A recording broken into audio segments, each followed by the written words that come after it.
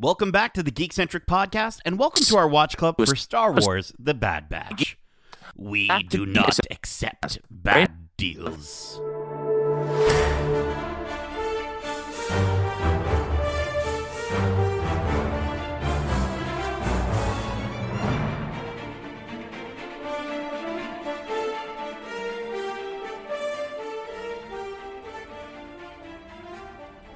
What's up, and welcome back to Watch Club. My name is CT0831, but you can call me Hugs. And this is our Watch Club for Star Wars: The Bad Batch, Episode 13, titled Infested. If you're joining us for the first time, this is Watch Club, our weekly review series, kind of like a book club, but way better. Keep in mind, we will be going into full spoilers for this series and Star Wars in general, so if you haven't watched this week's episode, be sure to do so, and then come right back in less than 12 parsecs. Now, before we all drop down the Erling infested mineshaft, let me introduce you to our experimental crew of ragtag troopers. First up, he's taller than a Jawa, smaller than a Jabba, and just as entertaining as Jar Jar. He's CT1231, also known as Edit. Hello. Hello. And rounding out our small battalion, we have the dopest, dankest dude on Dagobah, CT1006, but you can call him Joints. Hello. How are you big bugs doing this week? All right. Yeah. This episode was meh. Yeah. Spoilers for the episode every time we react to how are you doing. Yeah, man. It was a better episode than last week. I think we can agree on that. But not by much. So, listen, before we get all hopped up on spice, let's get your high-level thoughts on the episode. Joints, why don't you kick it off? Yeah, like you said, better than last week's, not by much.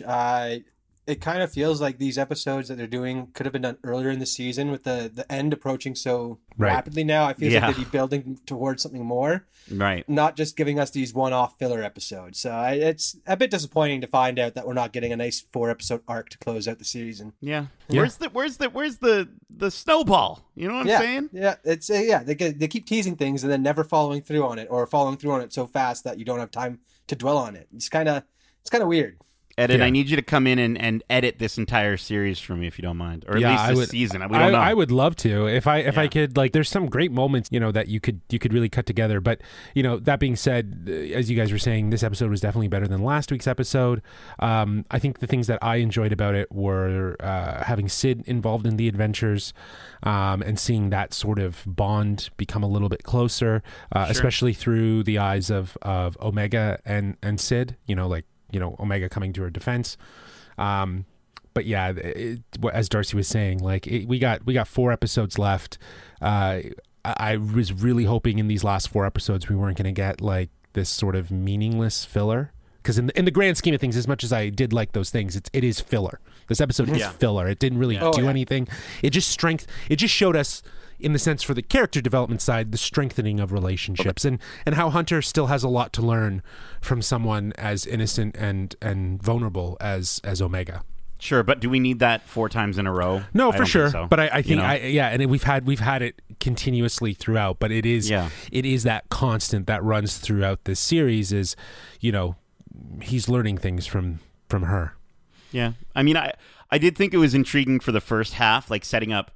What I thought was going to be maybe something a little more dangerous for the Bad Batch. They walk in and it seems like it's going to be this really sort of mob boss-esque sort of narrative, but I don't know. It kind of got to a point where it felt like that section in a video game where you have to go back and collect the thing that you just got, fighting the same enemies over again, and you're kind of like, I don't really want to do this again. Why are we doing this again?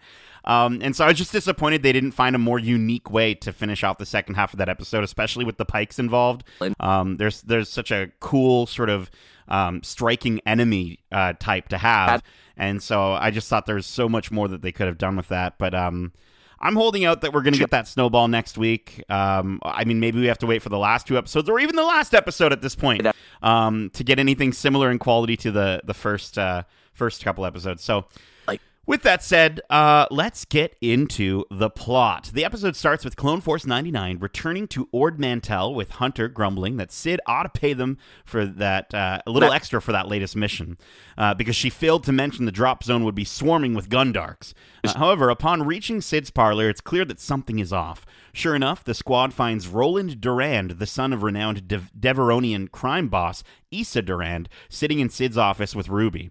He casually announces Sid's bar and Ord Mantell are now his territory, offering to hire the clones if they're looking for work. With Omega having settled Clone Force 99's debt to Sid in Episode 10, Hunter is ready to bail on this planet, despite Omega's concerns about their conniving boss. Then, speak of the devil, Sid turns up, standing on the Havoc Marauder, informing Hunter and the gang who Roland is and explaining he wants to make a name for himself by joining with the notorious spice-running Pike Syndicate. This port's connected to multiple hyperspace routes, ideal for smuggling, Sid adds, noting her parlor is right in the middle of the action. She also tells them pretty matter-of-factly that they're going to help her reclaim her establishment, reminding Hunter how good she's been at keeping secrets, which Tech replies with, "I believe she's threatening us." So, guys, what did we think of the sort of surprising opening and the introduction of Roland Durand? Seeing Durand's possession of the bar, I sounded like they were going to be building up the character to be much more dangerous than he actually is. Right. And as we see the episode progress, that's a bit of a letdown. I mean, yeah, it's kind of an interesting setup, but again, the follow through is where it drops it for me. It was so poorly executed. The whole mob boss thing, the drug cartel aspect. Again, it was one of those things where I'm like, oh, they're getting into spice smuggling. Cool. So we are gonna take this kid show and make it a bit more mature and talk about drug smuggling without saying the words drug smuggling. But Roland sitting in that chair just had such a presence about him. And so I was ready to see him play a bigger part in this episode. And he just really fell to the wayside. That didn't make me fear or even care for him by the end of the episode, which they kind of try to pull off. I don't know, man. It bugs me so much that like it's wide open for them and they just didn't execute it.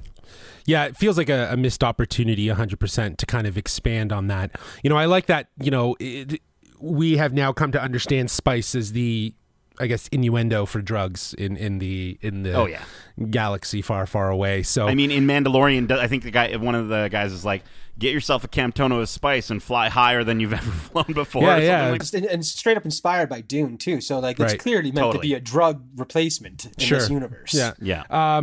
But I don't know. Like again, this was an interesting sort of set of circumstances that were brought about, but it's not like something that I was like blown away by. So yeah, I like how they did continue the concept that the Bad Batch did some jobs in between this episode and the last one, like they did in a previous episode, because it helps to move time forward. But like, and I guess it like cements the relationships for these characters to make it feel more believable, like that they would have like this banter back and forth. But I don't know. By this point, they're buddies. Like you don't need that. It doesn't need it. It's nice when it happens maybe once or twice, maybe, but like it doesn't have to happen, especially when you're in a moment where it's like Crosshair is beelining for you and you're off doing missions. I mean, shout out to Gundarks. That's cool as a running gag. Don't get me wrong.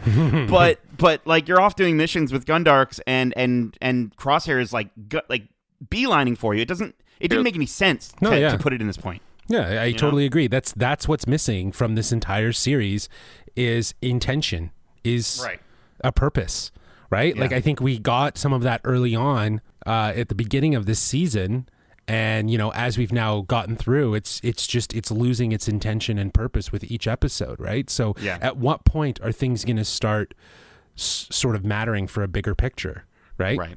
Let's get back to that bigger picture. Sid somewhat blackmails the group into helping her steal the spice shipment that Roland sold to the Pikes and is keeping it stored in her office. In order to pull off the heist, Sid takes Clone Force 99 down the old mining tunnels running beneath Ord Mantell's surface, allowing them to sneak into her parlor undetected. Wrecker, of course, is eager to take it by force, but Sid knows better than to risk an enemy of the Pikes. So instead, they find mining carts to transport the spice, and they pull off like a Donkey Kong Country situation. But they refrain from fixing the engines to avoid drawing any unwanted attention because the caverns have a slight infestation problem. Sid warns them, telling everyone to stay quiet and avoid waking the hive of Earlings, which are these big bugs that are repelled by light. Wrecker nearly wakes them after dropping his flashlight, but luck is on his side for now, and nothing happens as Clone Force 99 loads up the spice. Sid keeps Roland distracted by having her oddly loyal customers, Bolo and Ketch, do this weird side mission where they use Mantel Mix to get Ruby, and it kind of backfires on them after she breaks free. Fortunately, Hunter and the gang finish loading the spice crates just as Roland discovers what they're up to and sends his guards after him. The ensuing cart chase and shootout wakes the Earlings, which swarm Roland's guards and threaten to take Clone Force 99 down before Wrecker seals up the cavern in the nick of time. Needless to say, the Pikes aren't pleased to learn that their spice is gone upon reaching Ord Mantell, with their leader threatening Roland, saying, either correct this mistake and your entire... either correct this mistake or you and your entire family will experience pain, what pain truly feels like. Sid, believing her parlor is safe to return to, now leads the others back to her bar, only to find the Pikes and an unhappy Roland in handcuffs. Sid bluffs, claiming she had no idea where the spice is. The Pikes aren't buying it and prepare to kill them before Hunter intervenes, assuring they can recover the spice, which got left behind in the ruckus in the cavern. He and the others protest when the Pikes leader insists Omega stay behind to assure they hold up their end of the bargain, but Sid knowingly advises them to do as they're told. So, guys, what did you think of seeing the Pikes again in this series? We know that they were previously told to lay low by Maul in the Clone Wars. Do you think this is pointing towards Maul showing up in the last few episodes of this show? I mean, that'd be nice, but I feel like I don't think that's going to happen. Like, all the things we want to happen in this series are failing to follow through as we watch this. So right. I don't want to get my hopes up. And I mean, this like small time spice smuggling, it seems that they're doing right now, is kind of laying low. I mean, I guess, yeah. It doesn't seem like that's laying low for them. Yeah, it's not a big profile job in my opinion. Right. They're still just making money, collecting their stuff on the side type thing. At least that's the impression I got. Yeah, I kind of, as I said earlier, like with Durand, it's like if you're going to make Durand this sort of side character or this character that somewhat turns around or has that connection with Omega, which we'll get to in a moment, it's. I just wish they would have made the Pikes maybe more of the people to focus on, the threat, right? Mm-hmm. I think it would have been so much cooler to get them involved as a substitute. And it's just like, I don't know, man. The only thing about Maul, it's like, we don't need it. We've gotten a lot of Maul. I'm not gonna lie, and it's right. It's kind of like another Ryloth situation. Do we need more of him? Probably not. So I'm in the camp that actually I kind of hope he doesn't show up, because I really just want to get back to Kamino, and I want to know what's going on with Omega. Can we just have that, please? Mm-hmm. Yeah, that's very true. Yeah, like that storyline feels to have fallen to the wayside, right? Yeah. And it's just like, when do we get that? Or is that like something that's a pull for season 2, if there is a season 2? Like, that's the other thing. We don't know, and that's probably going to get announced after the season finale, right? So yeah, I hope. But only time will tell. Yeah, and one of the big things problems I have with this episode in terms of plot, the fact that Sid's like, no, we got to go in stealthily through this back door entrance that I know of. When the first thing Durant finds out that it's missing, he finds the hole the tunnel they used and immediately knew it was Sid. It's just like, that's not going to be not painting the picture. Like, he immediately told the Pike Sid's the one who took it. So it's not like that sneaking in the back door did anything for them. It seems very stupid for me that they're like, oh, we don't want to make a target for the Pikes, but they'll know we did it anyways. It seems very dumb. Mm-hmm. Right. Mm-hmm. Yeah. Again, it's one of Plot these holes. Things where it's like, yeah, and it's like, and they pay so. We've talked about the fact that the writers of the series have been able to pay so much attention to little details that make the world feel more realistic, and this is just the opposite of that. And I'm trying so hard because I love Star Wars, right? And we all love Star Wars, and I'm trying not to make this whole Watch Club series, or at least the past 4 episodes, feel like this show is terrible. But it's just a problem when I think the biggest issue is expectations. We don't have the expectations to understand how to judge this fairly. If they said, you know what, this is season 1 of a season 1 and 2, then you know what, I'm totally fine with doing a mine cart chase. That's totally cool. Let's do it. Great at this point in the series. But the fact that we only have so few episodes left and we just don't know, that's where it becomes a problem, because then it's hard for us to sort of enjoy it with this sort of looming pressure of feeling like, well, we don't get that much more time with these characters, and we've fallen in love with them because of the good things that you've done throughout the series. Yeah, I think it comes back to intention, man. Yeah. Like, what's the intention of this season, like of this series, right? Like, that's usually something that's either hinted at or set up in a way that allows us. And I don't know, maybe it's because it's a kid's show that the creators and the writers just feel a little bit more loosey-goosey with that idea of having intentions, right? So I don't know. Well, let's intentionally continue this plot here. Sid announces she will rappel into the cavern with Wrecker, saying that she got Omega into this mess and will be the one to get her out, which is kind of nice. It's a nice callback to Common Ground, which... when we see Sid sort of bond with Omega over their shared affinity for Dejarik, which would have been so cool if they just did a whole Dejarik episode. Their recovery operation goes pretty smoothly, even with the Earlings. They were expecting them to wake up pretty soon.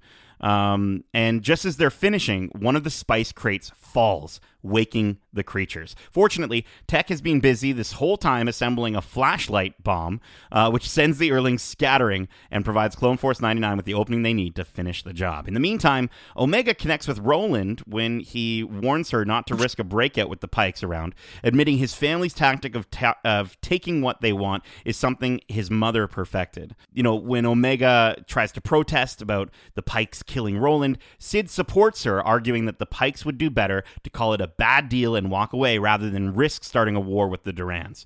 Their leader lifts his knife up in the air, or his sword, or whatever it is, and cuts off one of Roland's horns as retribution.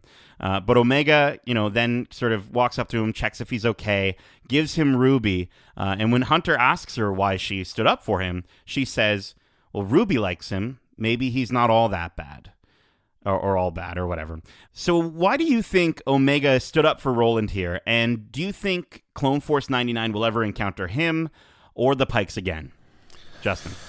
I think this is, again, Omega's this kind of beacon of compassion and empathy that the Bad Batch don't necessarily have, but are learning. And she has been providing that learning experience for them, especially for someone like Hunter. And I think that, her having that compassion and care, it could become something that would be a detriment to her, like she's going to trust the wrong person, right? And we might see the fallout of that. But I think what again she's doing and she demonstrates in this is that, not all people are bad. Right, and even the bad people aren't all bad, right? Exactly, like they're even the Bad Batch. Well, yeah, and not only that, like there's a reason why, right? And I think there's a reason why they are the way they are, but that doesn't mean that they were born that way or that they were that way. So maybe someone needs to show compassion and empathy and endearment and understanding for them to kind of lean from that dark side, if you will, with air quotes around it, to kind of understand the compassion, right? Because we're in a galaxy where no one trusts no one, right? Like everyone's as an enemy of everyone, and everyone's out for protecting themselves, right? So yeah, and I think they sort of set up that conversation between her and Roland as like, he's constantly trying to live up to his mom, right? And how great she is, and so I think Omega recognizes that, and then understands like, well, I'm always trying to live up to my dads dudes, over here, right? Yeah. And so I think seeing her try to impress her brothers every single week, I think she connected with Roland on that sense, which was nice. But like, I would have loved if Roland was much more likable or even detestable. If he was someone that I was like, one of the wow, other. like. Even if they did it where it was like they really show him do a really full 360 where you're like, I hate this guy at the beginning, and by the end of it you're like, wow, I really kind of get this guy. Like they do like a a Breaking Bad kind of arc for that character, which I understand is hard to do. Yeah.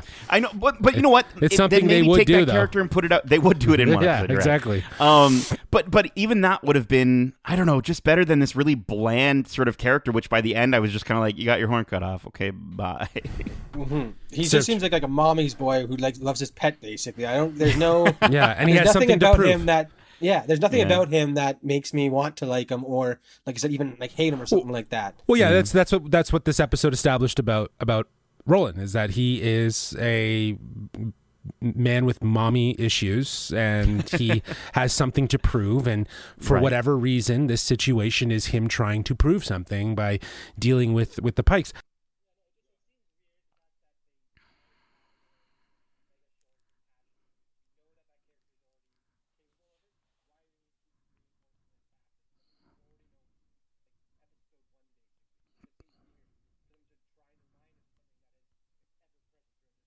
Yeah. Okay, so wrapping up the plot, I want to know, what are your overall thoughts and final score for this episode, which for this episode we'll be rating on a scale of 1 to 5 dead bugs. Justin, go ahead. Yeah, I think I'm going to have to give this one 3 out of 5 dead bugs. This was a little bit better, but not by much. And I'm still super, super frustrated with what's going on with the fact that we're not moving anything forward, especially as we near the end of this season. And some things that have been set up throughout this show that have not been dealt with yet, like Camino, like a little bit more about Omega's background. Where is Crosshair? You know what I mean? Like, I don't know. So, yeah. Darcy, how about yourself? I'm same boat as Justin. It was like there was a lot of potential to have some cool characters and some looming threat with the Pikes being present, but none of that was followed through with, and it's very disappointing. Like, to have your hopes built up from just the reveal of a name, and then throughout the episode have it completely derailed in that sense. So yeah, I'm gonna give it 3 out of 5 dead bugs as well. Again, it was better than last week. It was cool seeing Sid in action, but nothing moved the story forward in this episode, and it was just reinforcing things that we already know about a lot of these characters. So yeah, nothing new happened really. Yeah, I really wish I had more to say. Honestly, it's gotten to the point where I feel like they're just padding out the season so they can have more episodes for what really is proving itself to be a kids series, which again, like, that's fine. I get it. We get it. It's animated. It's kids. Cool. That's okay. They need something to watch while they eat their sugary cereal or whatever. But still, when you have such great episodes that do show how much Star Wars can be for everyone and how it can be for parents watching this with their kids and ways to connect with them, and you sort of pay attention to all those small details like we talked about, and then you just do the complete opposite, it can get a little bit grating. And so we obviously did not see the progress for the story that we've been waiting for this entire season. So, it's just going to be one of those things where I wish, again, if we knew there were more episodes than just season 1, I would, I'd know what to expect, and I'd be able to look at these episodes and judge them a little bit more accurately. But I don't know. Anyways, all that said, this was better than last week's episode a little bit, so I'm going to give it 3 out of 5 dead bugs. Please give us that snowball next week. Please give us the snowball. I just want a nice little 3-arc finisher. Let's go. Yeah, and I mean, you keep saying how like the kids show has they're making it very light and stuff like that. And when you look at Cartoon Network and other companies out there releasing kids shows, Adventure Time, Steven Universe, other ones like that, like they have impactful stories being built up over these seasons where they do have filler episodes, but there is still an overarching story that adults can get into and see more than just the colorful characters being animated type thing. There's so much potential in the animated form, and they're really dropping the ball, it feels like. That's exactly it. And it comes back to the word I've used so many times in this episode is intention. Intention. If you have no intention to tell a story, then what's the point of doing this? Right? Like they've set up so many cool things that I want them to explore, but they haven't. And even the things that they set up that they've already resolved, they resolved like that in a snap. So it's like, to your point, Darcy, they're not treating it with the same sort of respect that a live action would. And it's surprising because you have someone like Filoni whose roots are so grounded in animation that you think that there would be a little bit more of intention to what this show is supposed to do or say. So it's just, frustrating. Well, listen, at the end of most watch clubs, we like to speculate on what we think is going to happen next. And this week, honestly, with the episode really not ending on any sort of cliffhanger, I think we're going to hold our batchy thoughts and predictions for next week's episode, unless... I got one thing. Okay, Batch, again, let's go. I'm reaching for straws here. But the Pike Syndicate being who they are, I feel like they'd have their feelers out there for the rumors of this rogue batch of clones. So I'm wondering if this is how we somehow get Crosshair's catching on the trail, something like that, is the Pike's leaking something. That's really the only thing I could see possibly happening. And again, I'm reaching for straws here because to connect I want this to like episode the in series. any way. Yeah. Yeah, and I want to see it have an impact later on. But Yeah. again, that's very doubtful. Like I hope we don't just get Crosshair picking up the trail in the middle of nowhere and just him already being on the case. It'd be cool if they have them be like, I got a tip from my people in the underworld or whatever who Give said us they Give us a Crosshair episode. Yeah. Give us one where episode he finds the trail and then have Yeah. the last 2 episodes finish off nice and strong. That'd be with kind of him cool. tracking them down and then, reuniting Yeah. or whatever. Yeah. I wonder if we're going to get a longer season finale, though. Yeah, like a movie style like they did for the opener. Right? Yeah, I wonder. So Okay. Well, we'll have to just wait and see, batches. That's it for the 13th episode of our Watch Club for Star Wars The Bad Batch. We hope you enjoyed this week's episode of Watch Club, and if you did, make sure to subscribe to us wherever you like to listen to podcasts if you haven't already. If you want to write into the show with your thoughts or predictions on the shows we like to cover in Watch Club, well, listen, you don't need to smuggle some drugs through a mining shaft while being chased by a swarm of giant bugs, only to deliver the drugs to a crime syndicate and see some guy get his horn cut off. Instead, Justin, can you let the lovely batches know where they can write into the show?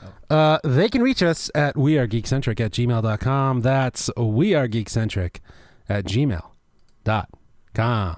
Keep in mind, we dropped our most recent episodes now, where we review out now. Why am I sounding like Goldblum a little bit? I was doing a bit of a now. out now, and if you want to check them out, we review the first episode of Ted Lasso season 2, and it is a doozy. Such a good show. So find out our thoughts there, and we also have an episode out now that I actually really had a great time with, where we hang out and have some fun with actor Monroe Chambers. And we discuss his role as Jackson Pierce in the latest DLC for Watch Dogs Legion called Bloodlines. So go give those a listen and leave a 5-star review if you'd be so kind. Justin, Darcy, thank you so much for joining me for this Watch Club. And as we say, Good soldiers follow orders.